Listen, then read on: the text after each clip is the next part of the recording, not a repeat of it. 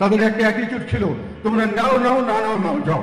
17 তারিখে সকালে আমি নির্বাচন থেকে চলে আসার জন্য আমি সমস্ত প্রস্তুতি নিয়েছিলাম।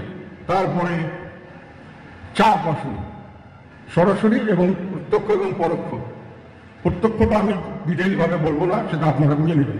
স্পষ্ট আমরা বুঝতে পেরেছিলাম যে হয় আওয়ামী লীগের লোককে জেতানোর জন্য, অথবা তাদের নির্বাচিত আরেকজন আওয়ামী লীগের বাইরের লোককে নির্বাচনের জন্য তারা এই তালিকা করছে। এখন তারা প্রজাতন্ত্রের জায়গায় রাজতন্ত্র অথবা কর্তৃত্ববাদী তন্ত্র অথবা স্বৈরতন্ত্র কায়েম করার চেষ্টা করছে। সরকার আমাদের সঙ্গে নেগোসিয়েশন শুরু করলেন, কিন্তু নেগোসিয়েশনের প্রথম দিন থেকেই তাদের একটা অ্যাটিটিউড ছিল, তোমরা নাও নাও না নাও নাও যাও। তারা আমাদেরকে কোনো দর কষাকষি তেমন কোনো সুযোগ সুবিধা দেন নাই। এবং আমরা নির্বাচনের সময় হলো, আমরা নেতৃবৃন্দ বসলাম যে আমরা নির্বাচনে তখন যাবো কি বাদ দিয়ে দেব। প্রশ্ন আসলো, আমাদের দল আন্দোলনে নেই, আমাদের দল নির্বাচনে যদি না যায় ভবিষ্যতে দলকে টিকিয়ে রাখা সম্ভব হবে কিনা। এবং আমাদের না না ওটা পরে বলছি, বলবো সবই বলবো। একটু শুনো, নির্বাচনের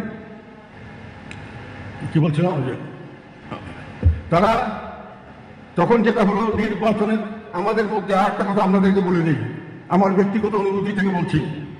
আমরা এতদিন পর্যন্ত নিয়মতান্ত্রিক রাজনীতি করেছি, তার অর্থ রাজনীতি করব গলায় মালা নেওয়ার জন্য, না হলে মালা থাকবে না, অথবা রাজনীতি করব না। কিন্তু এখনকার রাজনৈতিক চরিত্র পরিবর্তন হওয়া শুরু করেছে, এটা আমি লাস্টের দিকে সম্ভব হলে বলবো। সেটা হলো, এখন আপনি যদি রাজনীতিতে টিকতে চান তাহলে গলায় মালা নিবেন অথবা ফাঁসির রশি গলায় নেওয়ার জন্য প্রস্তুত থাকবেন। এই ধরনের রাজনীতির দিকে দেশ এগিয়ে যাচ্ছে। যাই হোক, আমরা সেই জন্য প্রস্তুত ছিলাম না, কাজে আমরা প্রস্তুতি নিচ্ছিলাম নির্বাচনে যাওয়ার জন্য।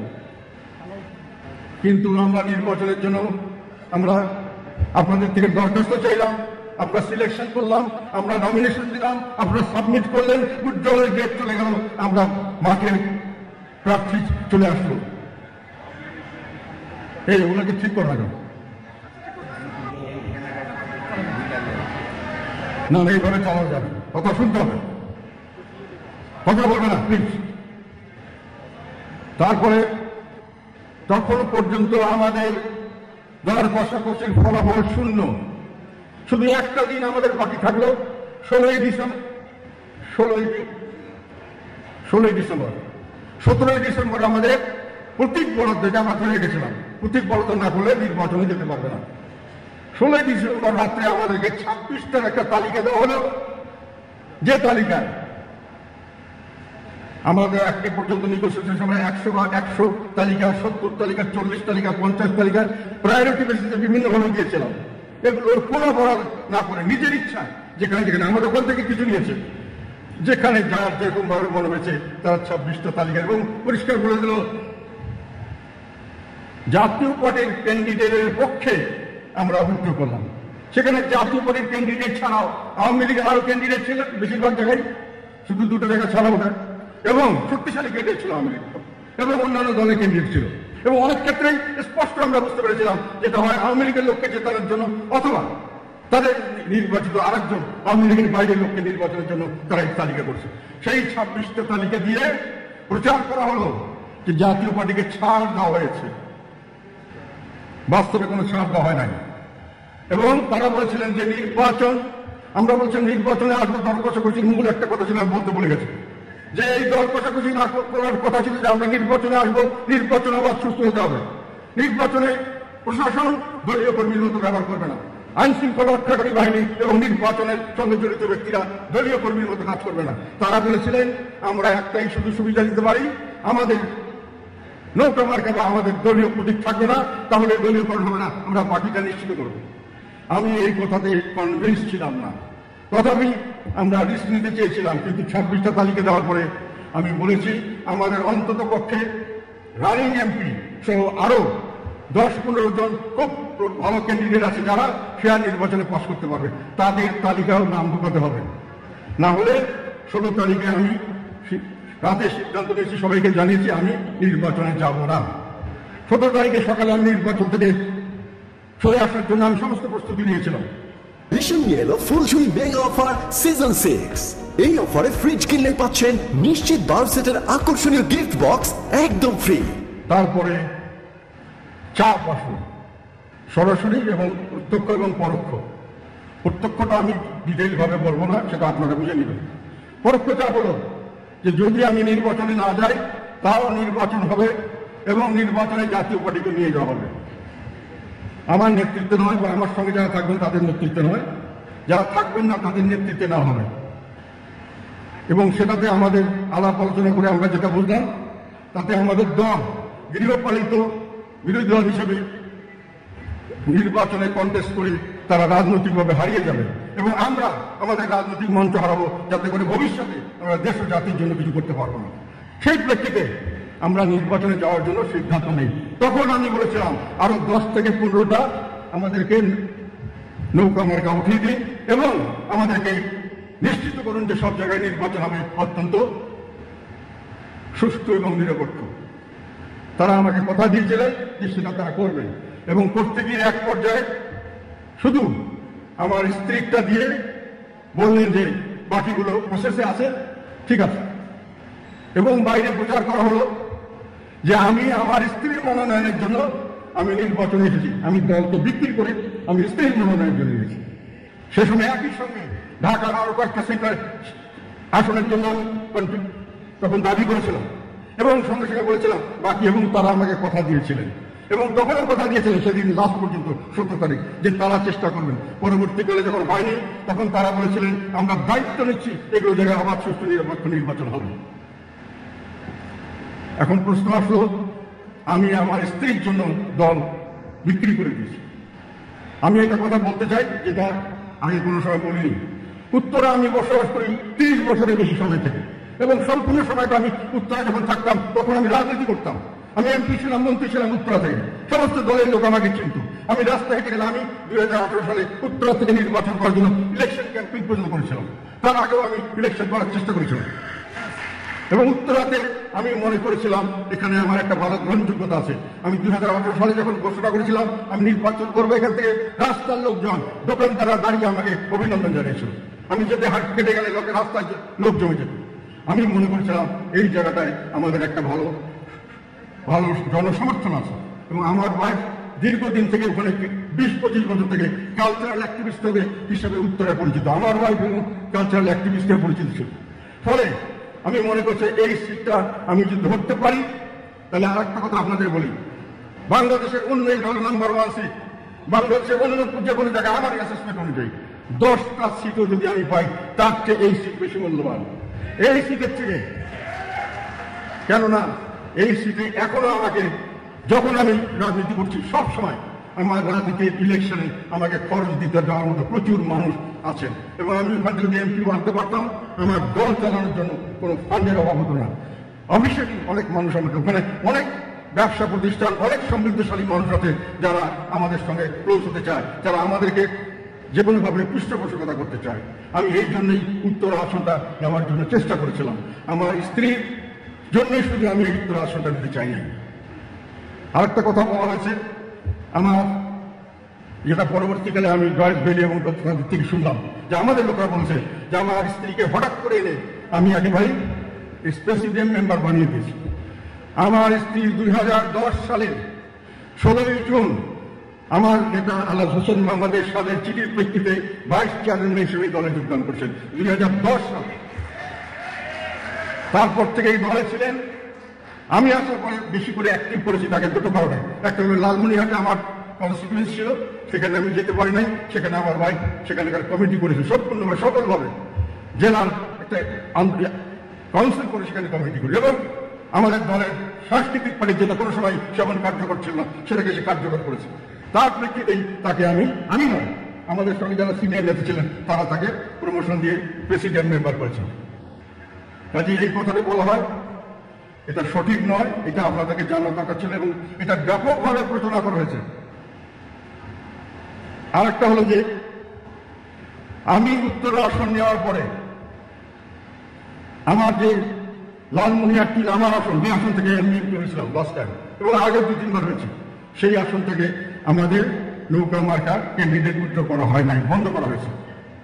সেটা পরবর্তীকালে আমি জানতে পারলাম। সেখানে প্রচার করা হয়েছে যে সিলেটের আতিকের আসনের বিনিময়ে আমি আমার বাইকে আসুন। এটাও একটা প্রচারণা, মিথ্যা প্রচারণা, শুধু আমাকে ছোট করার জন্য। এটা যাতে মিশা বাজে তারা এটা বলতে পারে। আমাকে ধ্বংস করা মানে জাতীয় বাড়িকে ধ্বংস করা। আমি যেহেতু জাতীয় বাড়ির চেয়ারম্যান, আমার ভাবমূর্তি ক্ষুণ্ণ মানে জাতীয় বাড়ির ভাবমূর্তি ক্ষুণ্ণ, এবং সেটা করার চেষ্টা করা হয়েছে।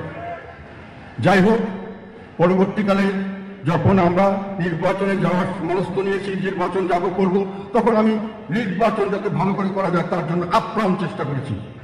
কিন্তু এই যে তাদের প্রচারণা 26টা সিটে ছাড় দেওয়া হয়েছে, এটা জনগণের যেমন বিভ্রান্তি সৃষ্টি করেছে, আমাদের নেতা কর্মীদের মধ্যে বিভ্রান্তি সৃষ্টি করেছে। এই 26টা যারা ছিলেন তারা মনে করেছেন যে আমরা হয়তো জিতে যেতে পারি। আগে যেমন 2014-18 হয়েছে, কোনো কষ্ট না করলে হয়তো জিতবো। তারা গা লাগাননি। আমি বারংবার কিন্তু বলেছিলাম যে এখানে কিন্তু ছাড় হয় নাই, আওয়ামী লীগের ক্যান্ডিডেট আছে, তারা জিততে পারে। সরকার কোন রকম সেরকম ফেয়ার করবে কিনা আমরা জানি না, তোমাদের চেষ্টা চালিয়ে যেতে হবে। তথাপি অনেকে বুঝতে পারেননি, অথবা পেয়েও কিছু করতে পারেননি। আর সেকেন্ড ছিল যে বাইরে প্রচারণা হয়েছে, দল বিক্রি হয়ে গেছে, কাদের সাথ 200 কোটি টাকা পেয়ে গেছেন, 300 কোটি টাকা। কাজে আমাদেরকে টাকা, আমাদের তো জিতার কোনো সম্ভাবনা নাই, যেহেতু 26টা আসনের মধ্যে আমরা পাইনি। কাজে টাকার ভাগ চাই আমাকে। 3 রাত 24 ঘন্টা আমি যতক্ষণ নির্বাচন করি, সকাল থেকে বিকাল, টাকা দেন টাকা দেন টাকা দেন। আমার পিছনে পড়ে আছে টাকা আদায় করছেন, এবং আমার নামে জঘন্যতম কথা বলে বেড়াচ্ছে। এটা আমাকে শুনতে হয়েছে, সেজন্য বললাম আমি কে করেছেন না করে জানি না, ব্যাপকভাবে এগুলি করা হয়েছে। যাই হোক, নির্বাচন যখন হয়ে গেল, নির্বাচন কি হয়েছে, কেমন করে হয়েছে, এগুলো আপনারা সবাই দেখেছেন। আপনাদের থেকে নিয়ে আমি কথা বলেছিলাম। নির্বাচন 3 প্রকারে হয়েছে। একটি অবাধ, সুষ্ঠু, নিরপেক্ষ নির্বাচন, তবে অংশগ্রহণমূলক হয়নি 2-1টি সিটে, সেটা সরকারের ইচ্ছে হয়েছে। একটি নির্বাচন হচ্ছে ফ্রি স্টাইল, অস্ত্র এবং অর্থ দিয়ে যে যেভাবে পেরেছে, সেখানে প্রশাসন থেকে শুরু করে সমস্ত মানুষকে কিনে যারা জিততে পেরেছে তারাই জিতেছে। এবং একখানে ছিল এই মানামানের ভিতরেও সরকারের নির্দেশনামূলক যে লোককে পাশ করানোর কথা তাকেই পাশ করিয়ে দেওয়া হয়েছে। এই 3 ধরনের নির্বাচন হয়েছে। সেইখানে আমাদের বেশিরভাগ যারা আমরা আশা করেছিলাম তারা জিততে পারেননি, এবং সেখানে প্রশ্ন এসছে যে আমার কি দোষ পাওয়া গেল। একটা হলো আমি পয়সা নিয়ে তাদেরকে পয়সা দিইনি, আর একটা হলো যে আমি ঘুরে ঘুরে সমস্ত জায়গায় ক্যাম্পেইন করিনি। প্রাইম মিনিস্টার যেমন করেছেন, আমাকে বাংলাদেশের মাননীয় প্রধানমন্ত্রীর সঙ্গে তুলনা করা হয়েছে। উনি যেটা করেছেন আমারও সেটা করার দরকার ছিল। আমি নিজেকে অত্যন্ত সৌভাগ্যবান মনে করেছি। কেন বর্তমান প্রধানমন্ত্রীর সঙ্গে যদি আমাকে তুলনা করা যায় নির্বাচন ক্যাম্পেইনে, যেখানে রাষ্ট্রীয় সকল ক্ষমতা এবং সকল সম্পদ এককভাবে ওনার কন্ট্রোলের মধ্যে, বাংলাদেশের পরিপ্রেক্ষিতে এখন হ বললে উনি যদি হ বলে বাংলাদেশের পরিস্থিতি সেটি সকল হয়ে যায়। সেখানে উনি কোথায় যাবেন, কিভাবে যাবেন, তার সাথে আমি কম্পিটিশন করবো। এটা আমাদের অনেক লোকরা বলেছে, আমাকে ক্রিটিসাইজ করেছে। আমার মনে হলো, আমার এক বন্ধু বলেছিলেন যে এই ক্রিটিসাইজ হচ্ছে আপনাকে যদি বলতো মাননীয় প্রধানমন্ত্রীর পোশাক আশাক ইত্যাদি ফলো করে আপনি করেন তাহলে হয়তো ভালো হতো, তবে ওটা আমার জন্য কঠিন হতো। ওই পোশাক আশাক করে তার আমার পক্ষে নির্বাচন করা সম্ভব, ক্যাম্পেইন করা সম্ভব। যাই হোক, তথাপি আমি আমার নির্বাচনী এলাকার আশেপাশে যেখানে মানুষের চেয়েছে সেখানে আমি নির্বাচনী ক্যাম্পেইন করেছি। যেখানে মানুষে বলেছে যে আপনার আসা দরকার, আমি এই নির্বাচনের ভিতরে গেছি। যেখানে সকাল থেকে রাত পর্যন্ত আমাকে 100 জন টেলিফোন করেছে, টাকা দেন টাকা দেন টাকা দেন, এবং দিন রাত আপনার দল বিক্রি করে দিলেন, এটা করলেন, ফেসবুকে অশ্লীল কথা আমার নামে প্রচার করা হচ্ছে কন্টিনিউয়াসলি। এবং আর একটা কথা হলো, পরবর্তীকালে নির্বাচনে কেন গেলাম, এটার আর একটা কারণ হলো আমি লিডার অফ দি অপোজিশন হওয়ার জন্য গেছি। লিডার অফ দি অপোজিশন কি হবে আপনারা জানতেন? নির্বাচনের পরে যদি আমি জিতেও থাকি, আমি নির্বাচন লিডার অফ দি অপোজিশন কি হবে এটা নিয়ে তো বাংলাদেশে 2-3 মাস গবেষণাই চলছে, যতক্ষণ না হয়, যদিও আইনগতভাবে আমারই হওয়ার কথা। এবং নির্বাচনে আমি যদি জানতামই লিডার অফ দি অপোজিশন হবো তাহলে তো অন্য কথা ছিল। আমি তো কেউই জানতো না বাংলাদেশ, এইটাও প্রচার করা হয়েছে। এবং এটাও বলি আপনাকে, আমি deputy leader of the opposition হয়েছিলাম, এবং আমাকে deputy leader of the opposition থেকে নামিয়েও দেওয়া হয়েছিল, কেননা আমি গৃহপালিত বিরোধী দল হতে রাজি না। ভবিষ্যতে কি হবে আমি জানি, ওই অভিজ্ঞতা আমার আছে, কাজে ওই লোক লালসার জন্য আমি করি নাই। এখন নির্বাচনের পরবর্তীকালে আমি যেটা বললাম, দলের মধ্যে ওই একটা কথা, টাকা বিক্রি হয়েছে, টাকার ভাগ পেলাম না, এটা নিয়ে একটা বিভ্রান্তি সৃষ্টি করা। তারপরে আমরা নাকি সাগরে ফেলে দিয়েছি, আমি তাদেরকে নির্বাচনে মনোনয়ন নিয়ে কোনো বাণিজ্য হয় না, এটার কথা উঠেছে। মনোনয়ন বোর্ডে সিনিয়র সমস্ত নেতাকে রাখা হয়েছে, যে চেয়েছে তাকে রাখা হয়েছে, এবং সেই জেলা যে প্রধান ছিলেন, জেলার সভাপতি অথবা আহ্বায়ক, তাকেও রাখা হয়েছিল, এবং আমি তাদের মতামতের ভিত্তিতে সমস্ত মনোনয়ন দিয়েছি। কোনো মনোনয়ন আমি নিজের ইচ্ছায় দিই নাই, সরে আসার জন্য আমি সমস্ত প্রস্তুতি নিয়েছিলাম।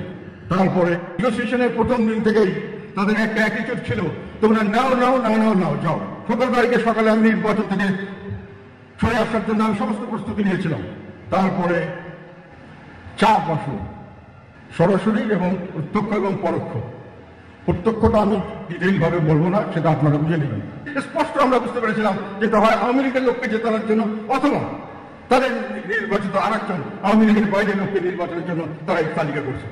এখন তারা প্রজাতন্ত্রের জায়গায় রাজতন্ত্র অথবা কর্তৃত্ববাদী তন্ত্র অথবা স্বৈরতন্ত্র কায়েম করার চেষ্টা করছে। সরকার আমাদের সঙ্গে নেগোসিয়েশন শুরু করলেন, কিন্তু নেগোসিয়েশনের প্রথম দিন থেকেই তাদের একটা অ্যাটিটিউড ছিল, তোমরা নাও নাও না নাও নাও যাও। তারা আমাদেরকে কোনো দর কষাকষি তেমন কোনো সুযোগ সুবিধা দেন নাই। এবং আমরা নির্বাচনের সময় হলো, আমরা নেতৃবৃন্দ বসলাম যে আমরা নির্বাচনে তখন যাবো কি বাদ দিয়ে দিব।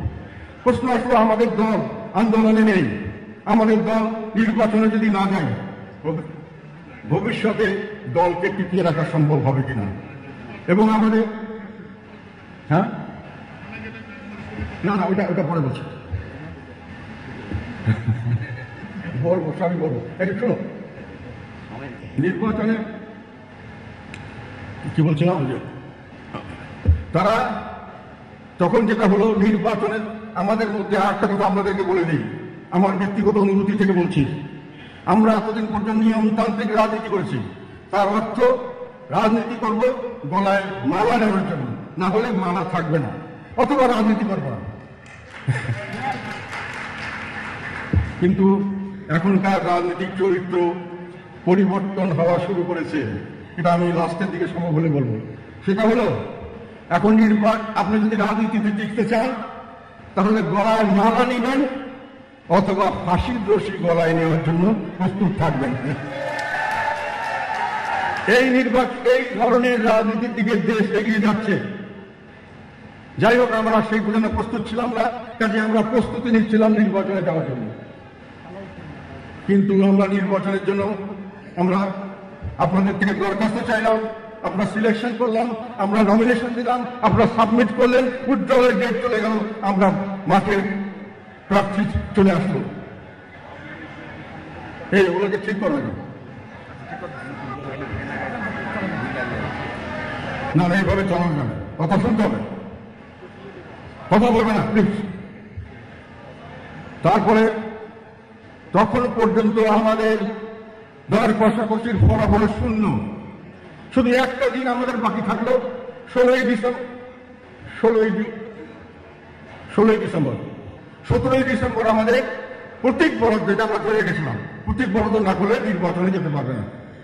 16ই ডিসেম্বর রাত্রে আমাদেরকে 26টার একটা তালিকা দেওয়া হলো, যে তালিকায় আমাদের এ পর্যন্ত নেগোসিয়েশনে 100 তালিকা, 70 তালিকা, 40 তালিকা, 50 তালিকা প্রায়োরিটি বেসিসে বিভিন্নভাবে দিয়েছিলাম। এগুলোর কোনো করার না করে নিজের ইচ্ছা, যেখানে যেখানে আমাদের ওখান থেকে কিছু নিয়েছে, যেখানে যার যেরকম ভাবে মনে হয়েছে তার 26টা তালিকা, এবং পরিষ্কার বলে দিল জাতীয় পার্টির ক্যান্ডিডেটের পক্ষে আমরা উইথড্র করলাম।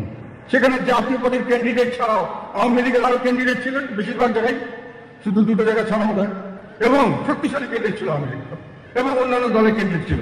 এবং অনেক ক্ষেত্রেই স্পষ্ট আমরা বুঝতে পেরেছিলাম যেটা হয় আওয়ামী লীগের লোককে জেতানোর জন্য, অথবা তাদের নির্বাচিত আরেকজন আওয়ামী লীগের বাইরের লোককে নির্বাচনের জন্য তারা এই তালিকা করছে। সেই 26টা তালিকা দিয়ে প্রচার করা হলো যে জাতীয় পার্টিকে ছাড় দেওয়া হয়েছে। বাস্তবে কোনো ছাড় দেওয়া হয় নাই। এবং তারা বলেছিলেন যে নির্বাচন, আমরা বলছি নির্বাচনে আসলে দর কষাকষির মূল একটা কথা ছিল, বলতে বলে গেছে যে এই দর কষাকষি না করার কথা ছিল যে আমরা নির্বাচনে আসবো, নির্বাচন আবার সুস্থ হতে হবে। নির্বাচনে প্রশাসন দলীয় কর্মীর মতো ব্যবহার করবে না, আইন শৃঙ্খলা রক্ষাকারী বাহিনী এবং নির্বাচনের সঙ্গে জড়িত ব্যক্তিরা দলীয় কর্মীর মতো কাজ করবে না। তারা বলেছিলেন আমরা একটাই শুধু সুবিধা দিতে পারি, আমাদের নৌকা মার্কা বা আমাদের দলীয় প্রতীক থাকবে না, তাহলে দলীয় ভোট হবে না, আমরা বাকিটা নিশ্চিত করব। আমি এই কথাতে কনভিন্স ছিলাম না, তথাপি আমরা রিস্ক নিতে চেয়েছিলাম, কিন্তু 26টা তালিকা দেওয়ার পরে আমি বলেছি আমাদের অন্তত পক্ষে রানিং এমপি সহ আরো 10-15 জন খুব ভালো ক্যান্ডিডেট আছে যারা ফেয়ার নির্বাচনে পাস করতে পারবে, তাদের তালিকাও নাম ঢোকাতে হবে। না হলে 16 তারিখে আমি রাতে সিদ্ধান্ত নিয়েছি, সবাইকে জানিয়েছি আমি নির্বাচনে যাব না। 17 তারিখে সকালে আমি নির্বাচন থেকে চলে আসার জন্য আমি সমস্ত প্রস্তুতি নিয়েছিলাম। ভীষণ নিয়ে এলো ফুলঝুরি মেগা অফার সিজন 6। এই অফারে ফ্রিজ কিনলে পাচ্ছেন নিশ্চিত 12 সেটের আকর্ষণীয় গিফট বক্স একদম ফ্রি। তারপরে 4 বাসন সরাসরি এবং প্রত্যক্ষ এবং পরোক্ষ। প্রত্যক্ষটা আমি ডিটেইল ভাবে বলবো না, সেটা আপনারা বুঝে নেবেন। পরোক্ষটা হলো যে যদি আমি নির্বাচনে না যাই তাও নির্বাচন হবে এবং নির্বাচনে জাতীয় পার্টিকে নিয়ে যাওয়া হবে। আমার নেতৃত্বে নয় বা আমার সঙ্গে যারা থাকবেন তাদের নেতৃত্বে নয়, যারা থাকবেন না তাদের নেতৃত্বে নেওয়া হবে।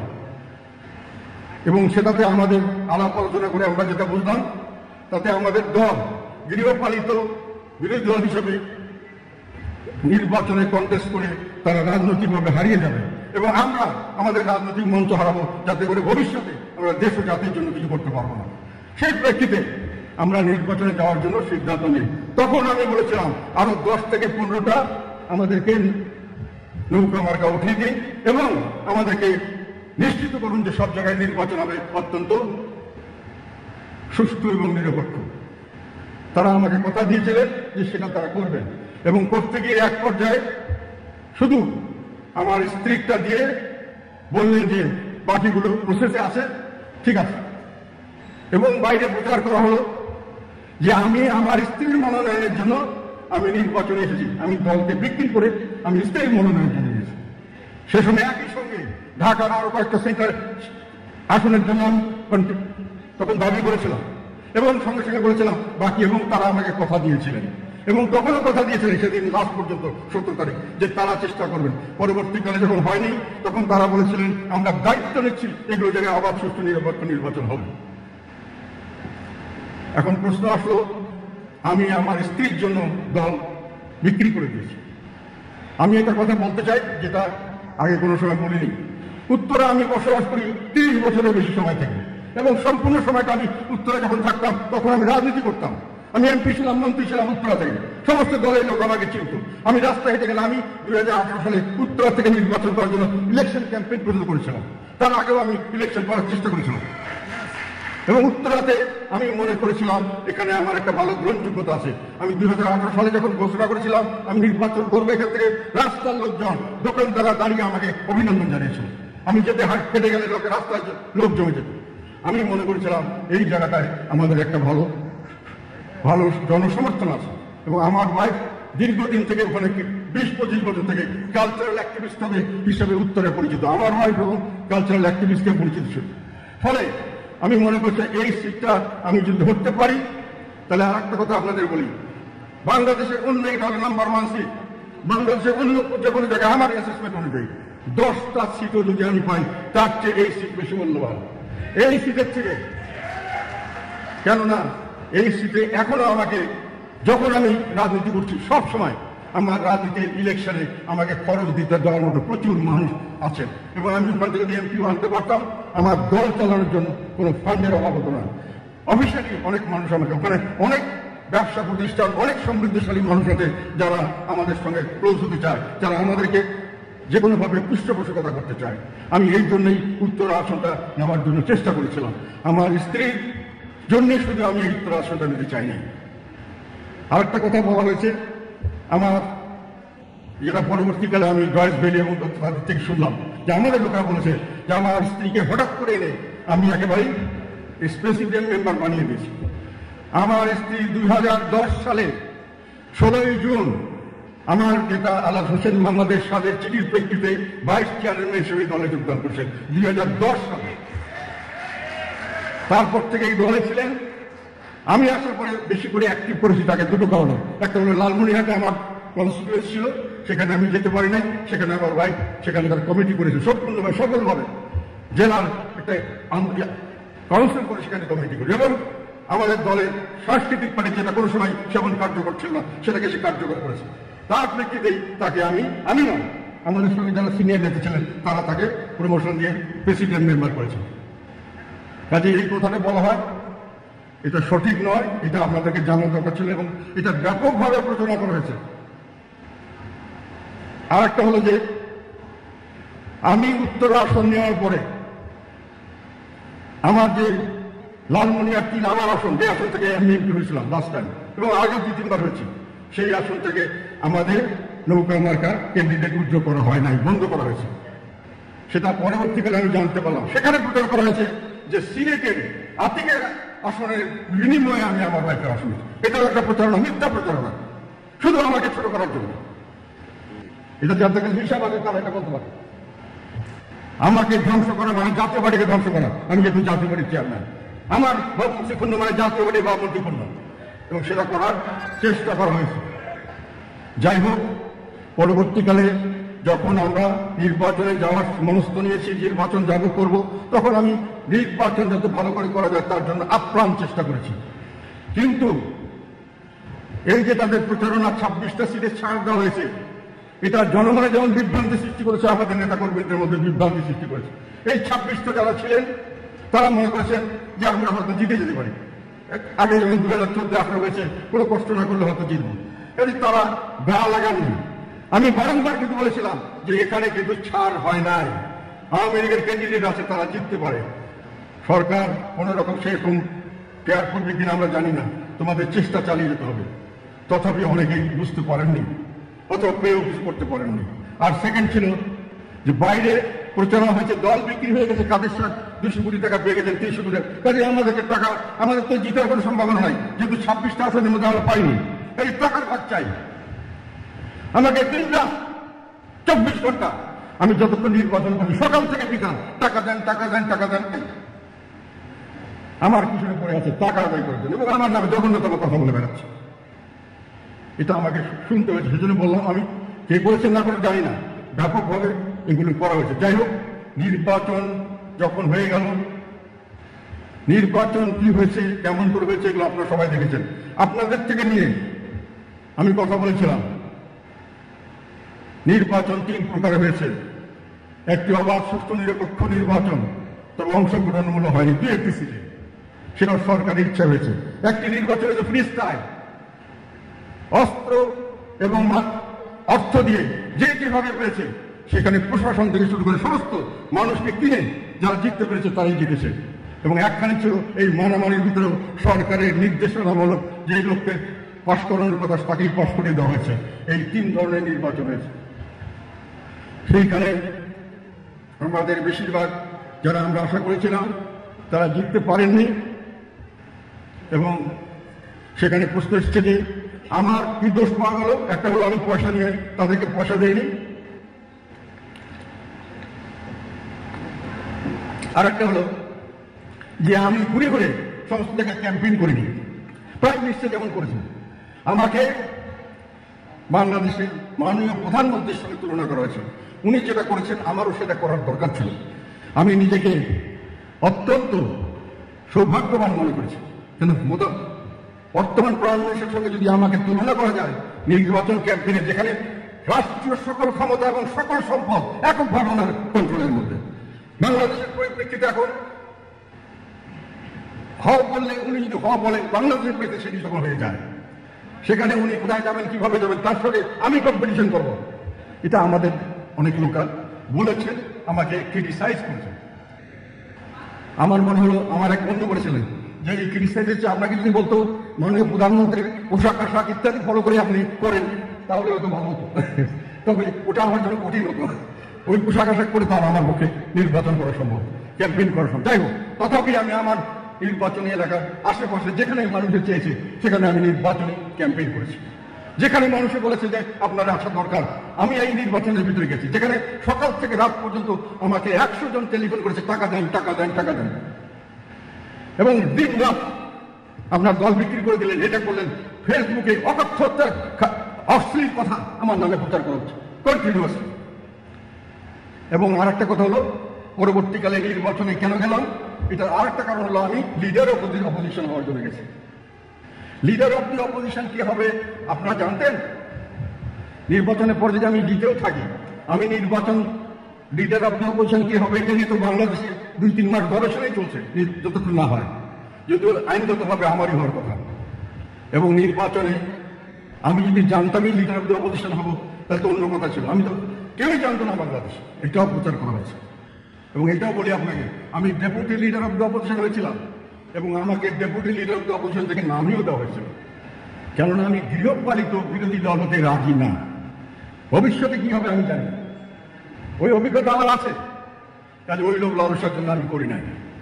এখন নির্বাচনের পরবর্তীকালে আমি যেটা বললাম, দলের মধ্যে ওই একটা কথা, টাকা বিক্রি হয়েছে, টাকা ভাগ পেলাম না, এটা নিয়ে একটা বিভ্রান্তি সৃষ্টি করা। তারপরে আমরা নাকি সাগরে ফেলে দিচ্ছি আমি তাদেরকে। নির্বাচনের মনোনয়ন নিয়ে কোনো বাণিজ্য হয় না, এটার কথা উঠেছে। মনোনয়ন বোর্ডের সিনিয়র সমস্ত নেতাকে রাখা হয়েছে, যে চেয়েছে তাকে রাখা হয়েছে। এবং সেই জেলার যে প্রধান ছিলেন, জেলার সভাপতি অথবা আহ্বায়ক, তাকেও রাখা হয়েছে।